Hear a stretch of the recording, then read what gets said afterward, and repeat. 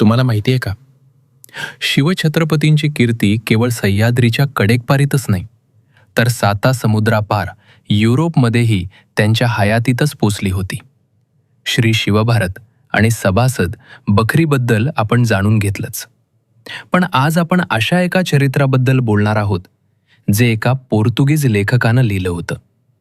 ते म्हणजे the life of the celebrated Shivaji. हे चरित्र 1695 मध्ये गोव्यातील मुर्मुगाव इथे लिहिलं गेलं आणि 1730 मध्ये पोर्तुगालची राजधानी लिस्बन येथे प्रकाशित झालं. याचा लेखक होता कॉस्मे दा ग्वार्डा. हा गोव्याचा एक पोर्तुगीज नागरिक होता. विशेष म्हणजे ग्वार्डानं हे चरित्र लिहिताना महाराजांचे शत्रू मुघल आणि विजापूरकर यांच्याकडून त्यांची माहिती मिळवली होती. ग्वार्डा महाराजांना सेवाजी म्हणतो. त्याने महाराजांची तुलना जगज्जेत्या जुलियस सीझर आणि अलेक्झांडर द ग्रेट यांच्याशी केली आहे.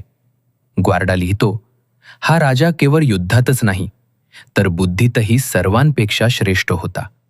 त्याच्या केवळ नावानेच शत्रूच्या सैन्यात थरकाप उडत असे. ग्वार्डानं नमूद केलंय की जेव्हा महाराजांनी सुरत जिंकली तेव्हा त्यांनी सामान्य जनता आणि स्त्रियांना कधीही त्रास दिला नाही. परकीय लेखक असूनही त्याने महाराजांच्या नैतिकतेची आणि शिस्तीची मुक्तकंठानं प्रशंसा केली आहे. जरी यात काही ऐतिहासिक तारखांची आणि तथ्यांची गल्लत असली तरी एका परकीय शत्रूच्या नजरेतून उमटलेलं हे महाराजांचं दैदिप्यमान चरित्र शिवरायांच्या जागतिक प्रभावाचा एक मोठा पुरावा आहे. इतिहासाचा हा पैलू तुम्हाला कसा वाटला? शिवरायांची ही आंतरराष्ट्रीय कीर्ती अधिक लोकांपर्यंत पोहोचवण्यासाठी हा व्हिडिओ नक्की शेअर करा. पाहत रहा भारत वैभव.